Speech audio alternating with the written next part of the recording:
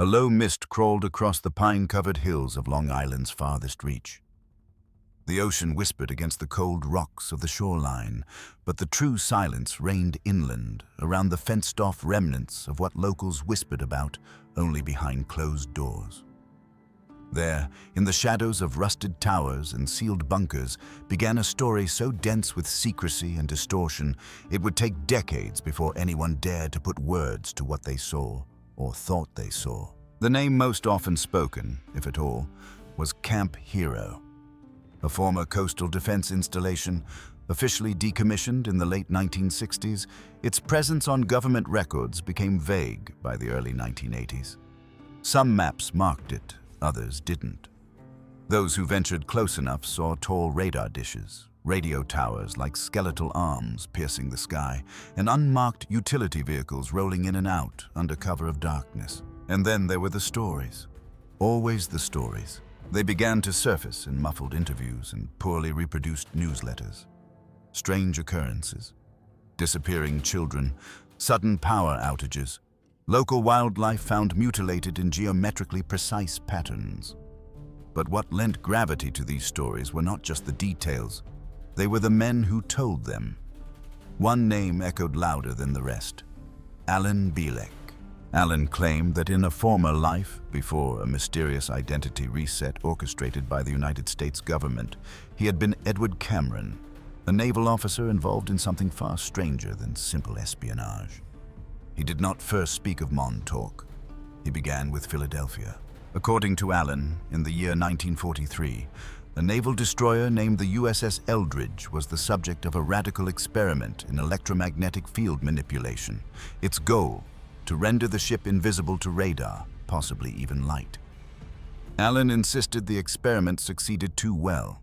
The ship vanished from Philadelphia's harbor and reappeared 200 miles away in Norfolk, Virginia. When it returned, minutes later, sailors were embedded in the metal hull. Others were mad. Some were simply missing. But this wasn't where his story ended. It was where it split. In 1983, decades after the Philadelphia experiment, Alan said he had re-emerged in Montauk, pulled forward in time through a temporal rift created by linked electromagnetic anomalies.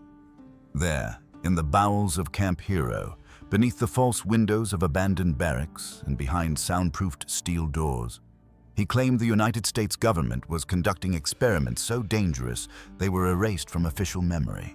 These experiments, he said, revolved around psychic amplification, not just reading thoughts, but projecting them, shaping matter, tearing holes in space-time.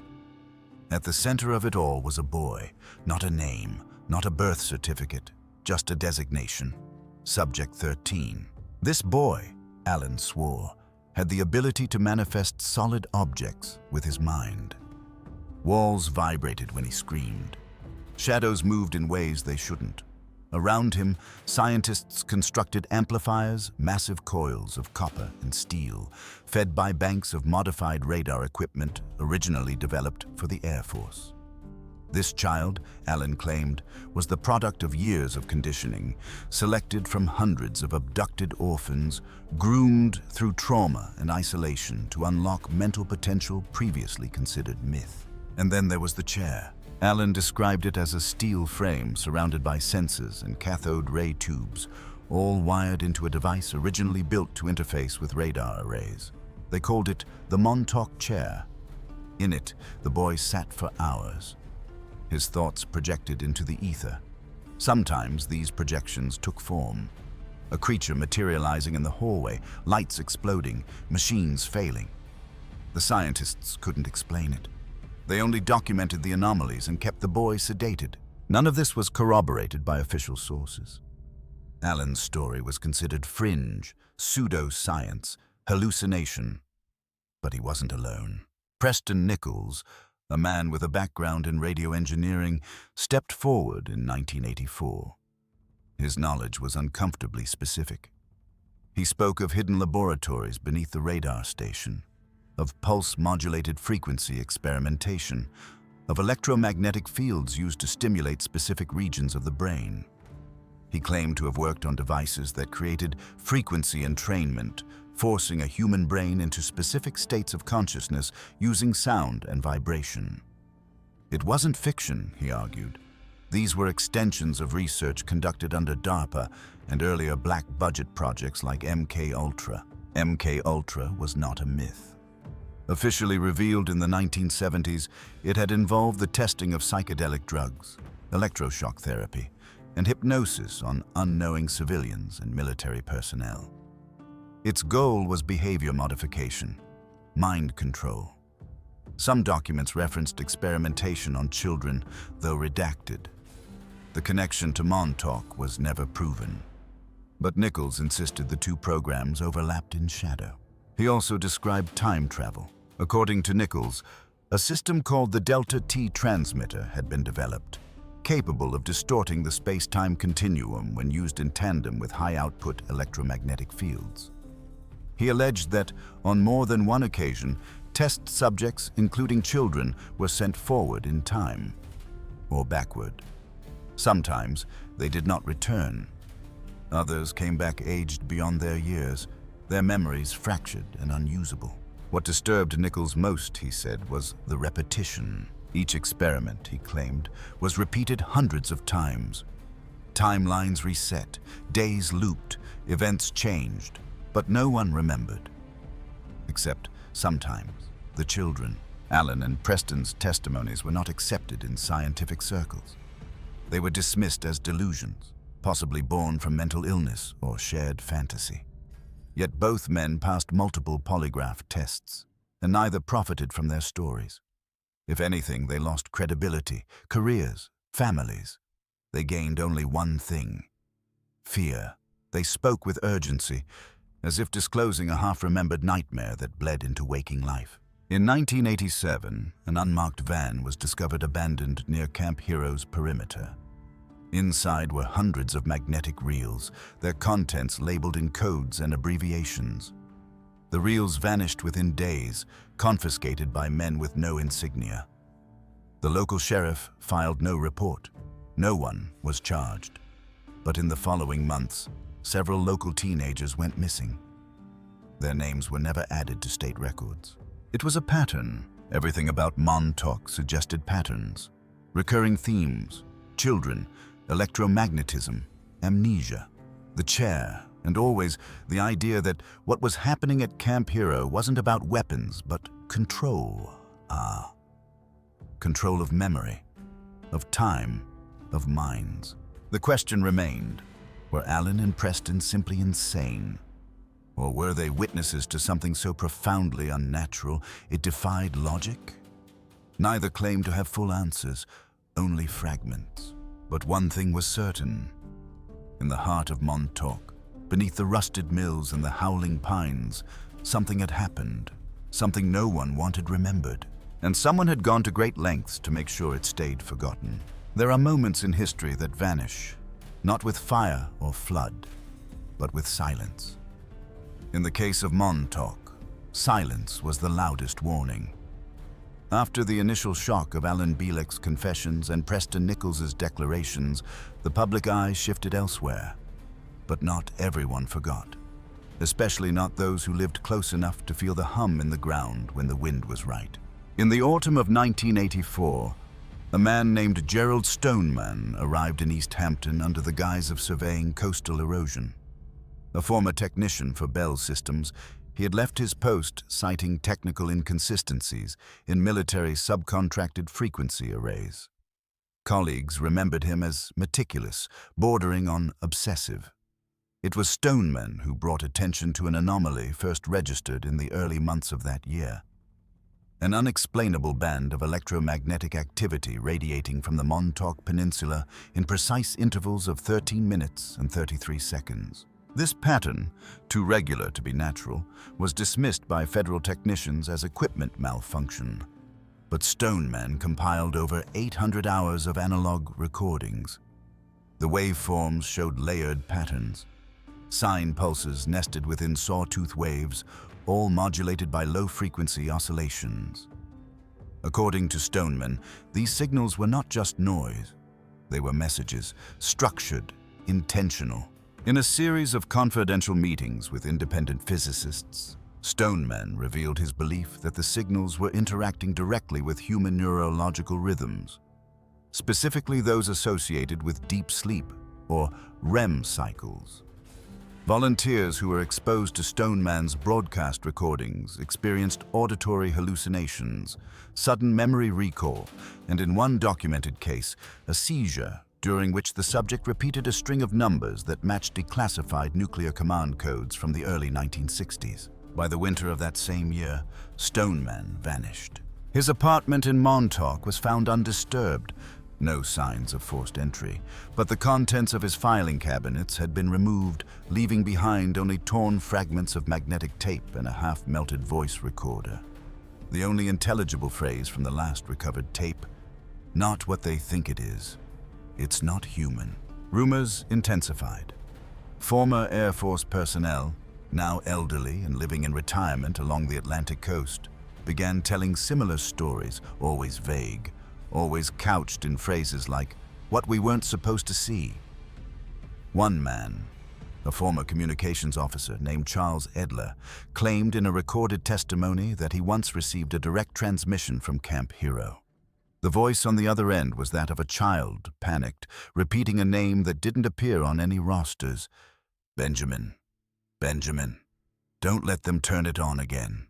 Edler, within 3 months of that testimony, was committed to a psychiatric facility in upstate New York. His family refused all interviews. Hospital records noted repetitive dreams of tunnels in the air and machines that eat sound. Meanwhile, Preston Nichols, unshaken in his mission, released what would become the most controversial document yet: the Montauk Project, Experiments in Time. It was not printed by any mainstream publisher.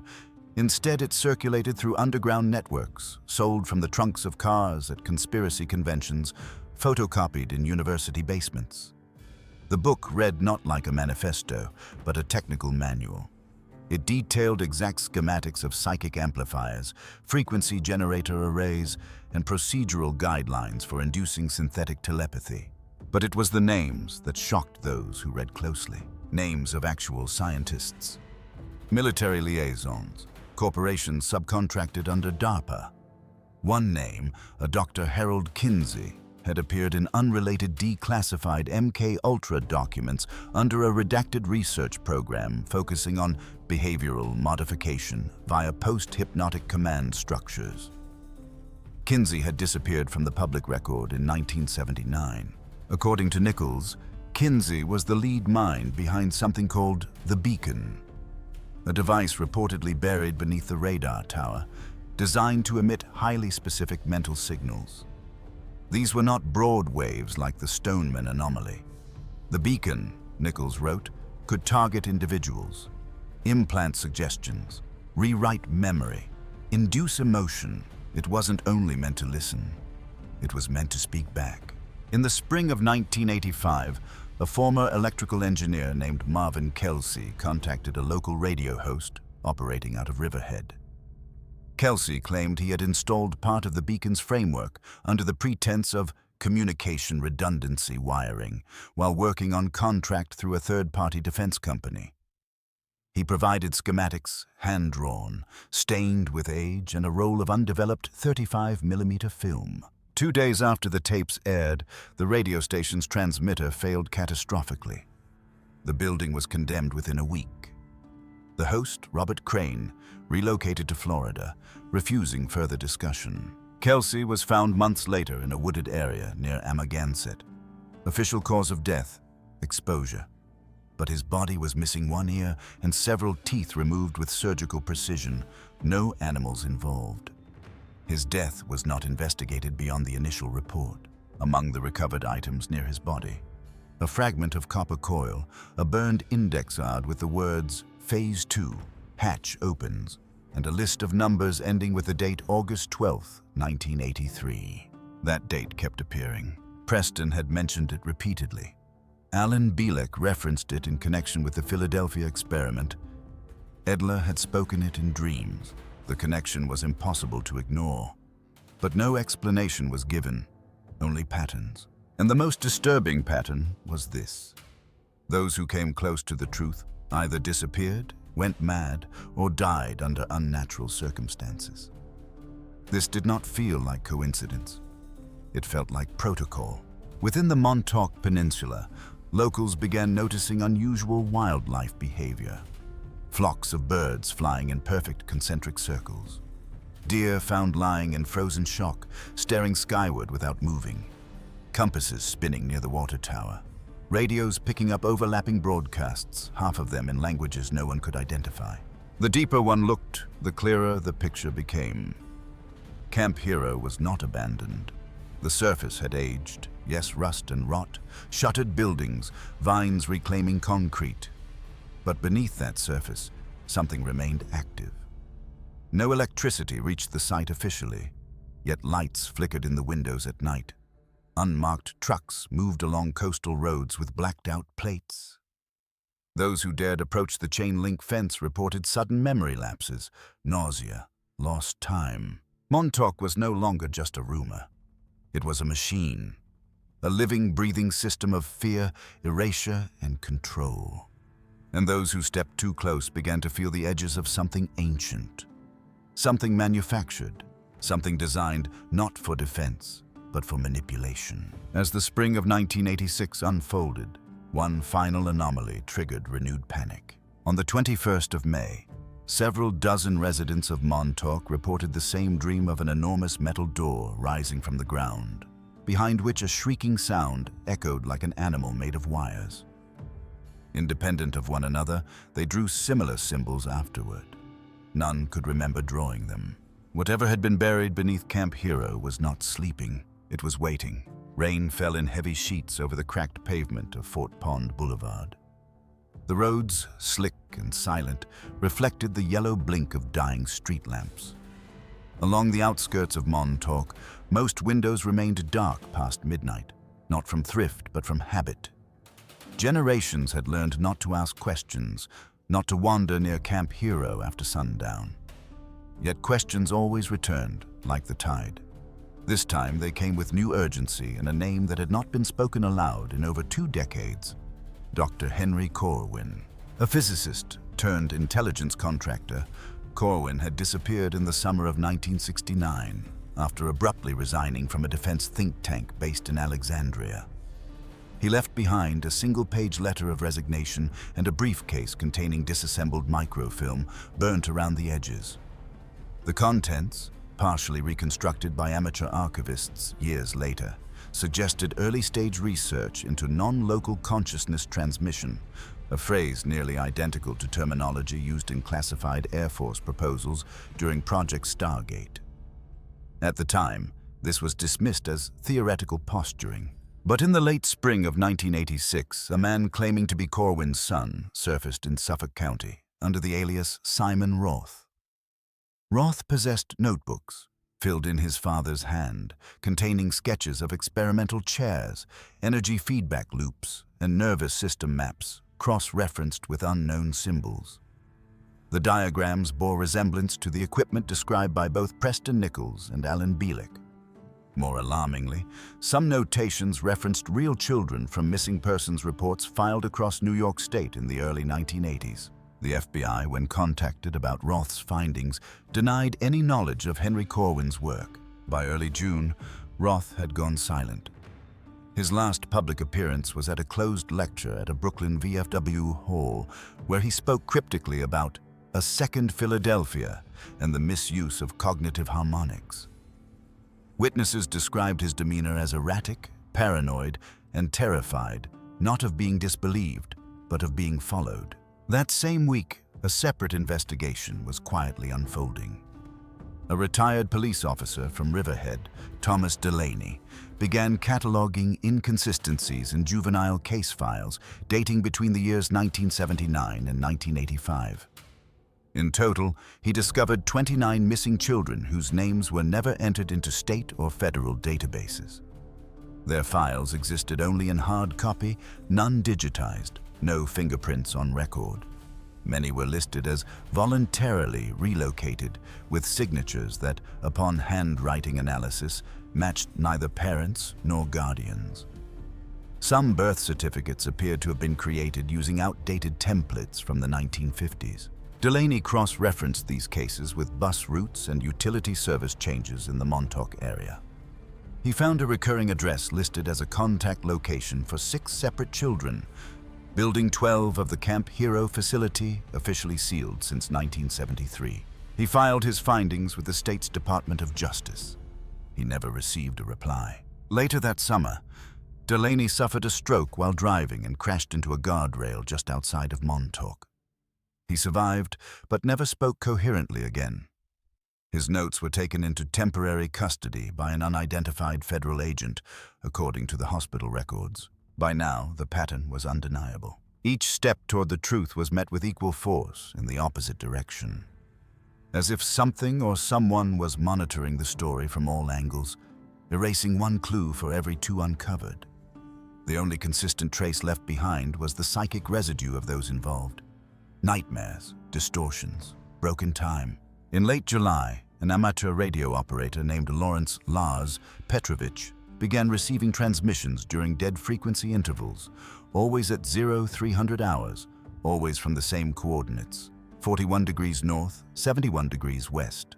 The voice was synthetic, yet unmistakably childlike. It spoke in broken phrases. Signal open, subject 14 active, reset clock, reset memory, beacon still pulses, beacon still pulses. Petrovich, a veteran of shortwave monitoring from the Cuban Missile days, initially believed it to be a prank.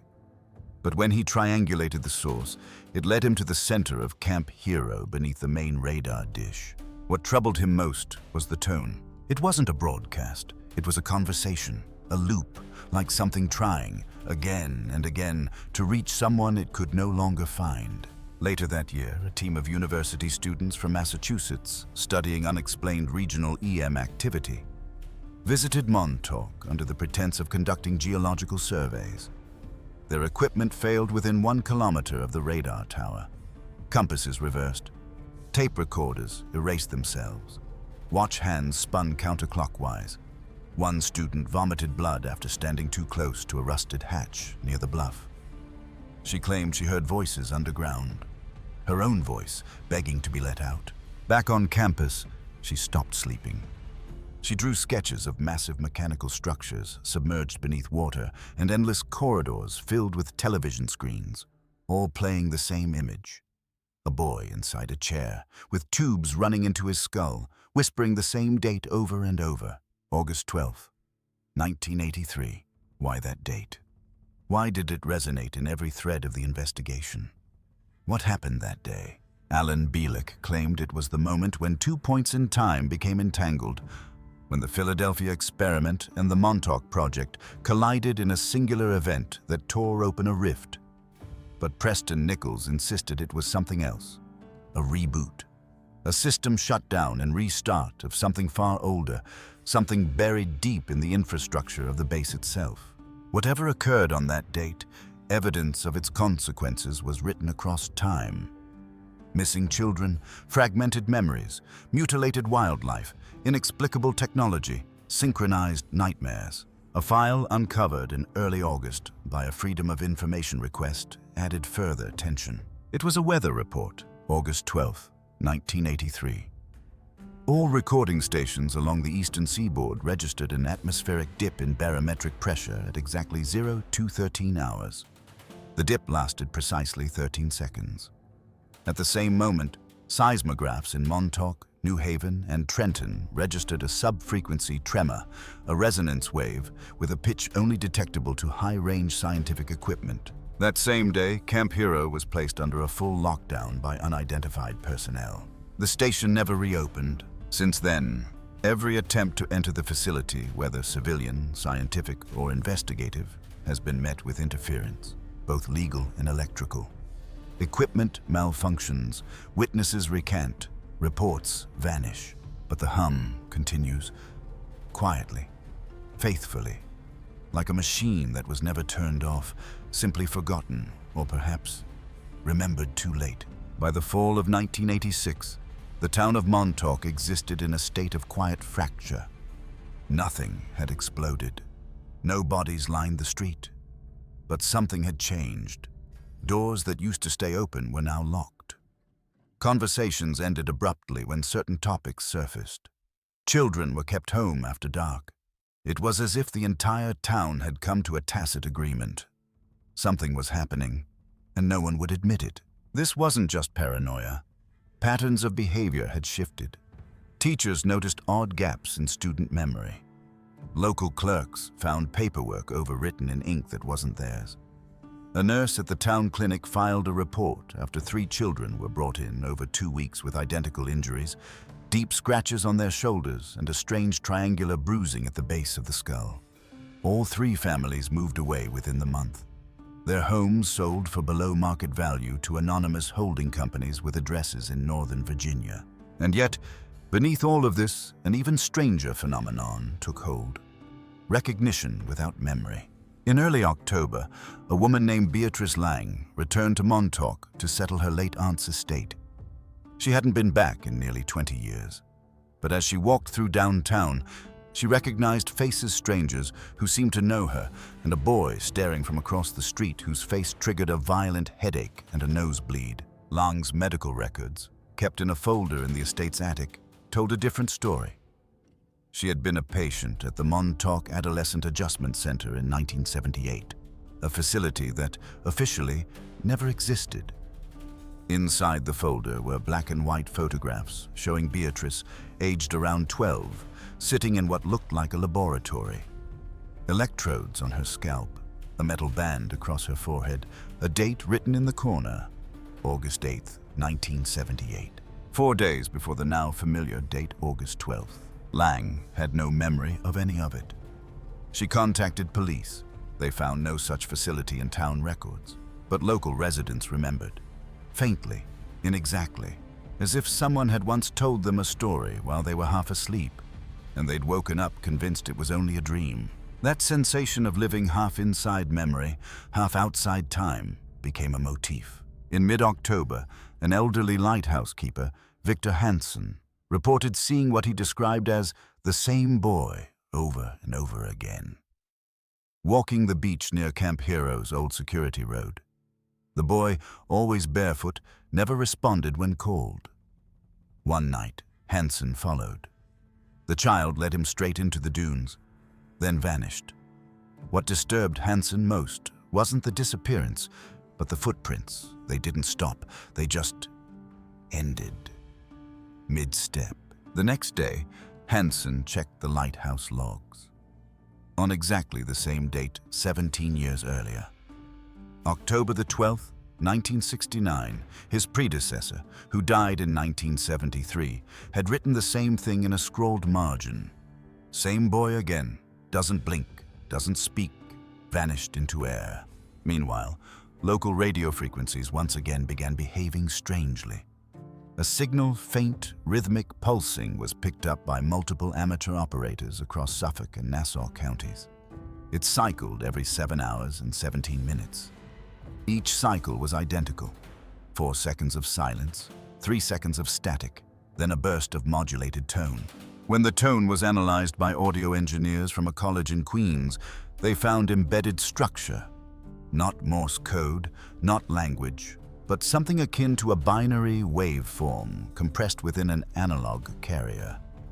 When translated into visual data, it produced an image, a spiral tunnel lined with what appeared to be repeating silhouettes of human figures. Each figure was positioned identically, seated, restrained.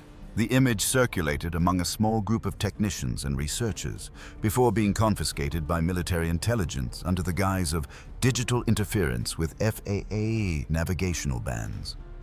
The students who created the visual map were questioned. One was expelled without official cause. Another committed suicide 3 weeks later.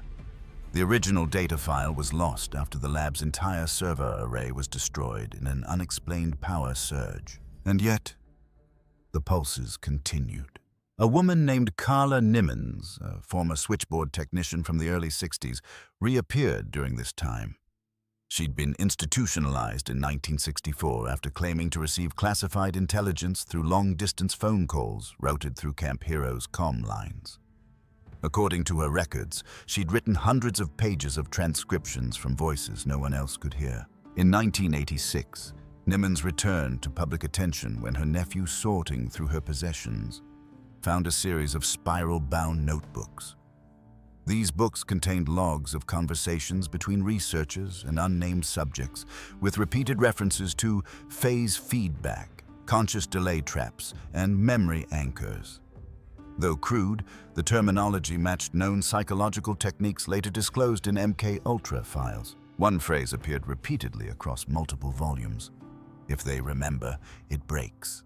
Nimmons herself remained in a near catatonic state, capable of speech only under deep sedation, but during a routine recording by a therapist, she uttered a single coherent phrase captured clearly on cassette. "Don't bring them back through the chair. They come wrong." Investigators found sketches in her notebook showing a complex device, part mechanical, part anatomical. It bore a disturbing resemblance to the Montauk chair, as described by Nichols. But her version included a second layer, a biological component like a neural mesh or brainstem connected by fluid channels to the machinery. It was as if something living had been fused into the system. During the same period, seismic data showed faint tremors beneath the Montauk facility. Too shallow to be tectonic, yet too strong to dismiss as mere settling. Underground boring activity was suspected but never confirmed. The tremors occurred only at night, always between 2 and 3 in the morning. And with them came the dreams. Multiple residents in a 2-mile radius around Camp Hero began reporting night terrors involving hallways that stretched into infinity, soundless rooms with mirrored walls, and voices always behind glass, calling out names they didn't recognize.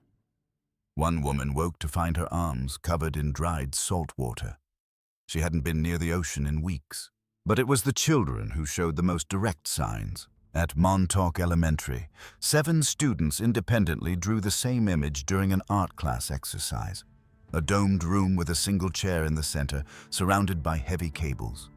A circle of people in lab coats watched from behind glass. The child seated in the chair was always drawn without a face. The principal contacted the school board. Within 2 weeks, he was replaced. No announcement, no reason given. And so the spiral tightened, events now layered on top of each other, as if time itself had begun to curl in on Montauk. People glimpsed versions of themselves standing in windows. Radios replayed old conversations and voices no longer alive. The line between memory and experience was fading, and always there was the signal, relentless, unchanging, waiting. The winter of 1986 settled over Long Island with unnatural stillness. Snow fell early, heavy and soundless. The kind of silence that seemed staged like a town waiting for something to start or end. Those still living near Camp Hero spoke less and watched more. But even watching became unreliable. Some began to see things that weren't there.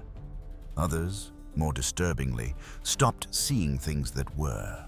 In mid-December, 2 hunters reported a structure in the forest just west of the old radar dish. A building they swore had not been there before. Pale gray concrete, partially buried, no windows, a single steel door without a handle. When they returned the following morning with a friend, the structure was gone. The snow lay unbroken where it had stood. One of the hunters, Joseph Mancini, began experiencing seizures 3 days later. During one episode, hospital staff overheard him repeating a phrase in a foreign dialect that linguists later traced back to an obscure pre-Columbian language once spoken by a tribe in what is now southern Bolivia. Mancini had never left New York State. Around the same time, at a secure facility near Albany, a man known only as Subject 47 was brought in for neurological testing. His file was classified, but a whistleblower leaked portions of it to an independent researcher in Utica. The subject claimed to have awakened in a concrete room beneath the ocean, with tubes running into his chest and memories that did not belong to him. He described being part of a group trained to pierce locations with thought and to mark time with the spine. When asked to draw his memories, he produced a near-exact replica of the Montauk chair, as previously described by Preston Nichols. The drawings were dated August the 12th, 1983. The recurrence of that date now crossed into the unacceptable. The number of independent sources, unconnected by geography, background, or motive, all referencing the same moment in time, could no longer be dismissed as coincidence. But what happened on that day remained elusive. The evidence was not found in a single document, but scattered across hundreds. Broken time logs, faulty electrical patterns, dream journals, and unexplained atmospheric recordings. What was clear was this: something had been opened. Nichols had once described the Montauk chair as a biological amplifier, not merely a psychic lens, but a machine that interfaced with the subconscious in ways even its creators didn't fully understand. He claimed it could project thought into physical space, but only when the subject had been pushed far enough psychologically. Pain, isolation, and repetition were used to break down mental barriers. He also claimed that some of the children used in the program had begun projecting back. In other words, the Montauk chair not only transmitted, but received. Thought wasn't moving in one direction. Feedback loops formed. The machine began anticipating commands before they were given. Then, it began acting on its own. One technician, referred to in Nichols's notes only as M, reportedly walked into the control room one night to find the chair powered on, despite no personnel being present. The boy assigned to that session had not even arrived, and yet the sensors were active. Readouts were pulsing. The projection chamber, sealed off for maintenance, registered a temperature increase of 11 degrees within seconds. Inside the chamber, they found the outline of a figure burned into the concrete wall. The child assigned to the session never returned to the facility. These stories had always been difficult to verify. But now, during that bleak winter, physical signs began appearing across Montauk. Entire flocks of birds flew directly into the sides of buildings. Watchdogs refused to approach the perimeter of Camp Hero, howling uncontrollably when brought near. Several residents awoke with geometric patterns burned into their lawns, concentric spirals, triangles within circles, similar to those seen in crop phenomena elsewhere. But these were not made in cornfields. They were etched into frozen soil, with no visible disturbance of snow or earth. In January of 1987, a retired cartographer named Bernard Lasker attempted to overlay known Montauk facility schematics with unexplained energy anomalies recorded between 1975 and 1984. What he found was disturbing. The high-intensity zones aligned perfectly, not with electrical rooms, but with dormitories and isolation chambers. In other words, the strongest emissions came not from the technology, but from the subjects. Lasker proposed that human consciousness, when manipulated through certain frequencies, emitted measurable electromagnetic fields that persisted long after the subject had left. He referred to these remnants as neural echoes. His theory, never published formally, suggested that these echoes could build over time, especially in confined, resonant environments like underground bunkers lined with steel. He hypothesized that Camp Hero was no longer just a facility. It had become a storage device for consciousness, and this explained the dreams. They weren't dreams at all, he argued. They were bleed-throughs, echoes of memory stored in the facility, leaking outward as the signal pulses intensified. Days after writing that hypothesis in a private letter, Lasker disappeared. His home was ransacked, but no items of value were taken. His typewriter ribbon was removed, though fragments of ink impressions remained on the paper beneath. A forensic analyst later retrieved part of his final line of writing. "It's only if consciousness can be trapped, then what has been?" The line ended there. Simultaneously, a technician repairing coastal radar near Shinnecock detected a ghost transmission, an identical twin signal to the Montauk pulses, only reversed. It appeared every 91 minutes, always out of phase, as though mirroring something that had already happened. When overlaid with the original, the combined waveform produced a pattern resembling human brainwave activity, specifically during deep trauma recovery. At the same moment the signal appeared, several locals experienced episodes of dissociation. One man found himself 4 towns away without knowledge of how he'd arrived.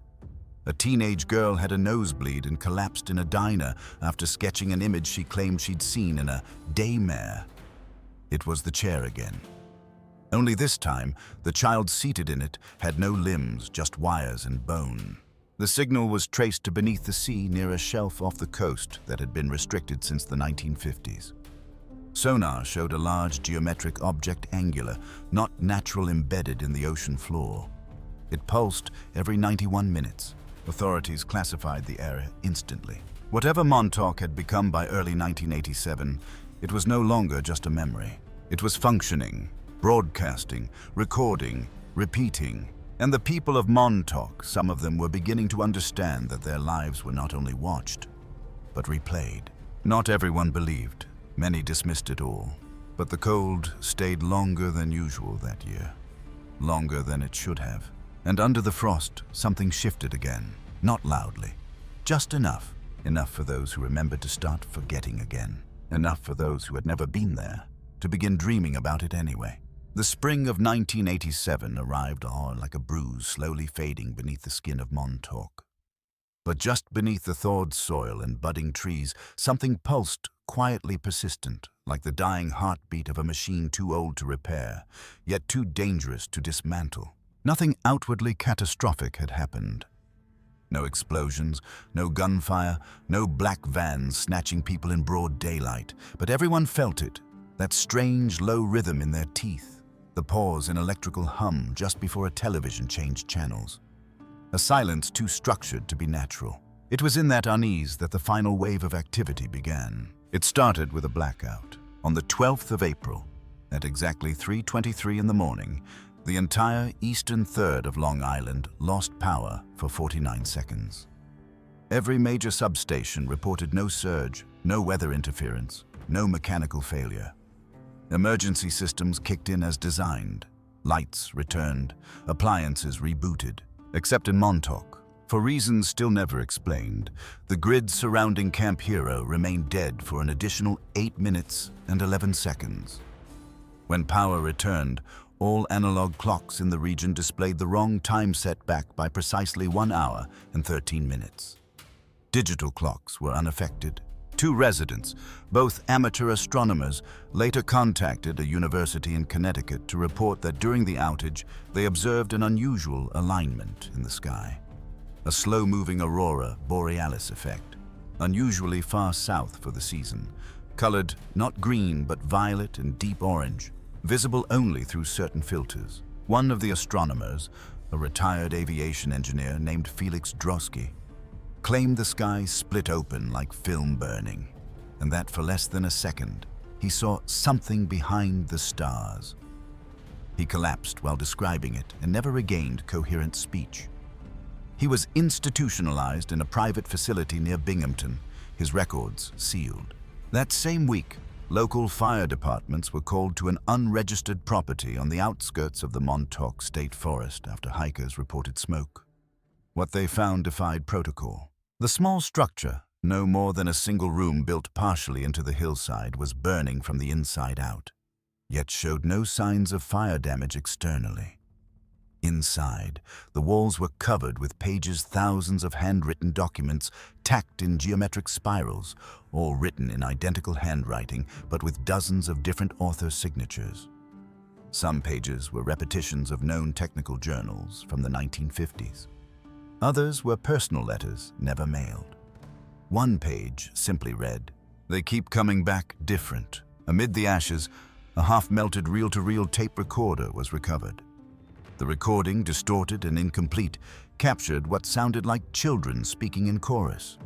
Overlapping, layered. Dozens of voices, each slightly out of phase with the others. Their only discernible phrase, "Reset successful." By May, the occurrences increased. Several teenagers disappeared from a nearby county fair, only to reappear 3 days later in perfectly clean clothes with no memory of being gone. One boy had mud in his shoes from a marshland miles from where he'd last been seen. Another had bruising on both temples, rectangular in shape, symmetrical, with slight discoloration at the edges, as if from prolonged contact with electrical contacts. Each child drew unprompted a chair, not the same one. Each sketch differed in design, but all had the same components: wires, sensors, a dome or visor-like device. One girl drew a figure behind the chair, tall, faceless, wearing no uniform, yet surrounded by concentric lines that suggested it was generating noise. She claimed the figure spoke without mouth, and that it knew my name before I did. The drawings were collected, their school files redacted. The children were removed from public classes and placed in a private homeschooling program funded by a non-governmental foundation whose listed office in Washington, D.C. turned out to be a storage closet. At the same time, noise complaints were filed in the early hours near Montauk Point. Multiple residents described a low mechanical humming, followed by a sharp whistle and then a heavy, pulsing thud that seemed to come from underground. Those who approached the perimeter of the Camp Hero site during these times suffered migraines, nosebleeds, and in 2 cases, seizures. Unmarked vehicles were seen entering the area that week. A fog settled over the radar tower and lingered for hours, even in clear weather. When it cleared, witnesses described a flock of birds, hundreds frozen mid-flight above the forest. They hung suspended for nearly 12 seconds before falling all at once, lifeless. Autopsies conducted by independent veterinarians found ruptured neural tissues consistent with high-frequency exposure. And still, no agency took responsibility. No news outlet covered the story. No press releases, only silence. Measured, heavy. Then came the final signal. On June 11th, 1987, exactly 4 years after the now infamous date of August 12th, 1980. 3. A transmission was picked up across several defunct Cold War communication frequencies.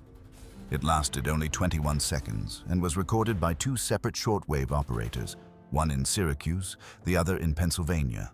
The signal contained both audio and data bursts. The audio: a distorted voice saying, "Phase closed, core neutralized, archive sent."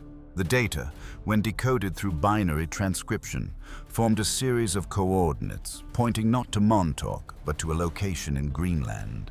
A location marked on declassified defense maps as a deep Earth relay station, listed as inactive since 1961. Hours after the transmission, the radar dish at Camp Hero tilted for the first time in decades. It turned east, paused for 13 seconds, then returned to its neutral position. 3 hours later, the dish powered down completely. A sudden, permanent silence fell over Montauk. Since that day, no signals have been recorded from the site. The low-frequency pulses ceased. Nightmares stopped. The electromagnetic anomalies vanished. Camp Hero's rusted gates remain locked. The facility remains listed as a historical landmark. Empty, harmless, but the structure still stands. The concrete holds no answers, only echoes. And when the wind cuts just right across the water, some still claim to hear it. The hum beneath the earth, the whisper of memory, the sound of something old, remembering us back.